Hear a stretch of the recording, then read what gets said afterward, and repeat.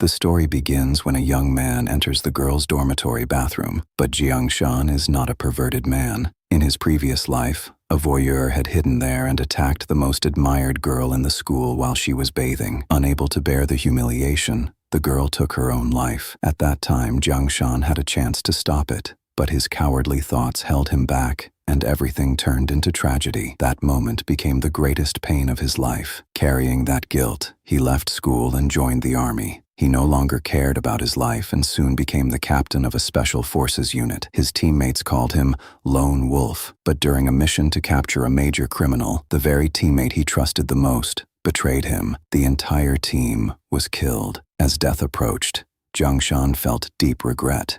If he were given another chance at life, he would eliminate everyone responsible. When he opened his eyes again, he found himself 10 years back in the past during his school days, and today was the day that would change his destiny. He was ready to correct his old mistake. Jiangshan entered the girls' bathroom and saw two girls wrapped in towels talking about a peeping man near the school gate. Jiangshan said the water in the study building had been cut off, and he needed some water. They allowed him in, but warned him not to look around. Jiangshan agreed, though every part of him remained alert. At exactly 3 p.m., a girl suddenly screamed and ran out shouting for help, saying someone was watching the girls while they bathed. Jiangshan looked through a small window and saw the same old face again. The most direct way to deal with filthy people is a harsh response. He swung the flask in his hand and threw it straight at the man. Hot water splashed across the man's face and he screamed in pain, shouting that he would kill him. In front of the shocked girls, Jiangshan jumped forward and kicked the man hard in the head. The man slammed into the wall and fell, but to Jiangshan's surprise, he stood up again. Jiangshan thought this body still needed more training. The man pulled out a knife and attacked. Jiangshan easily dodged, grabbed the man's knife hand and forced the knife to drop. In the next moment, he raised his left leg and delivered a powerful kick to the man's head. This time, the man collapsed completely, but Jiangshan did not stop. His fists kept striking as 10 years of anger and regret poured out on that man. Then a soft voice said to stop, or he would die. Jiangshan looked up and saw a purple-haired girl standing there. She was the most beautiful girl in the school, the same girl who had been ruined by that filthy man in his previous life. Turning her face away shyly, she said she knew he was helping,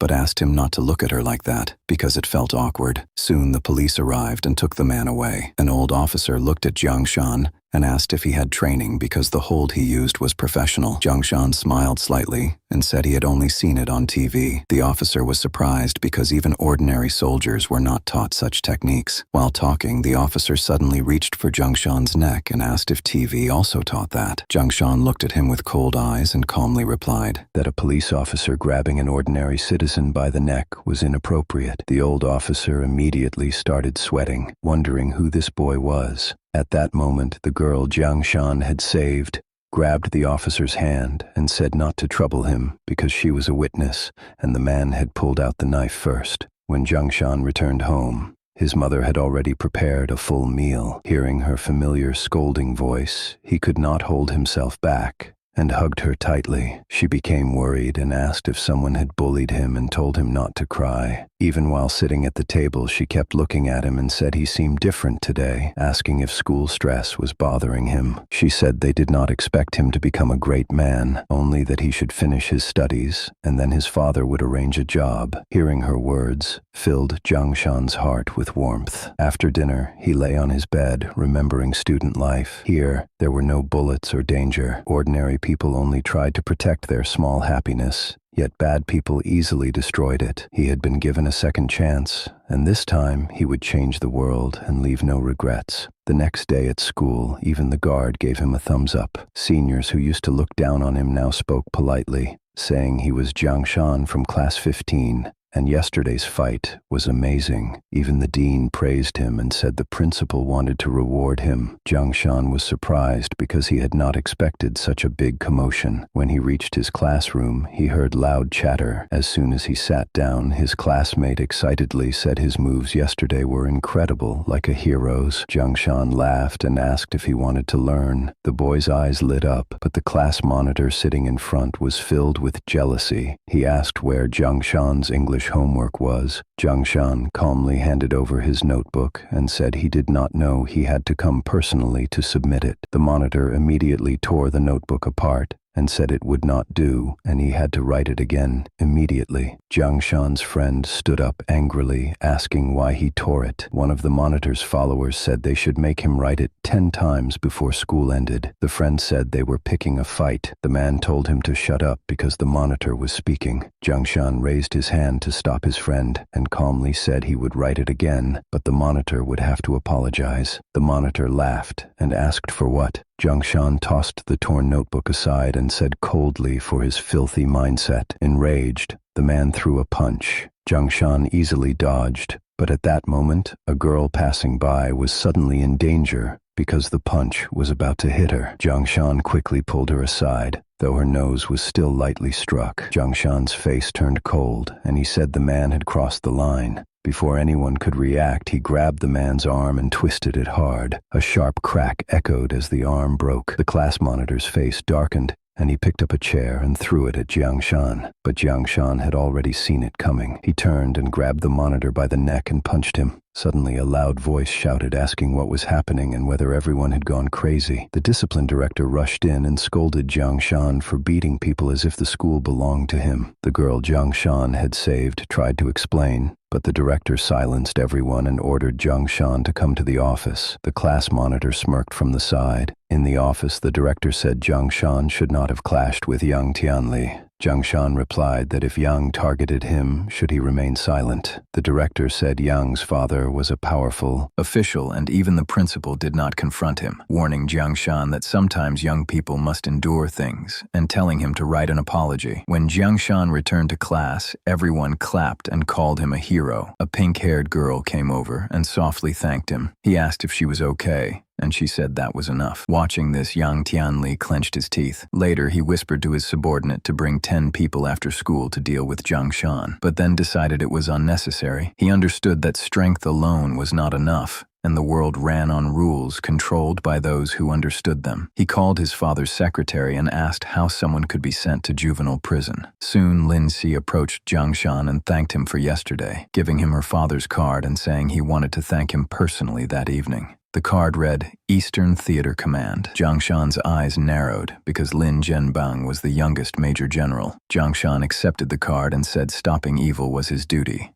and Chief Lin need not trouble himself. Soon he was summoned by the principal, who accused him of nearly killing a classmate and showed a hospital report claiming the boy's skull was fractured. Jiangshan knew it was fake and calmly suggested they go to the hospital to check the injury. Before things escalated, 2 police officers arrived and took Jiangshan to the station for questioning. In the interrogation room, an officer threw papers at him and told him to sign a confession for attempted assault. Jiangshan calmly said he would not speak without a lawyer and pointed out the camera recording, the lack of a warrant, and the fact they had not shown identification. The acting police chief Dongli arrived and pressured him to sign, saying the rules did not apply when the wrong people were offended. Jiangshan mocked him for trying to climb higher without integrity. The chief grabbed his collar in anger, but at that moment a call came from Theater Command headquarters ordering Jiangshan's release. Soon, Colonel Heqiang arrived, pointing a gun at the chief and demanding Jiangshan be freed with proper documents. The chief realized he had offended the wrong people and immediately complied. On the way back, Heqiang thanked Jiangshan for saving his commander's daughter. Jiangshan said Chief Lin had once helped him too,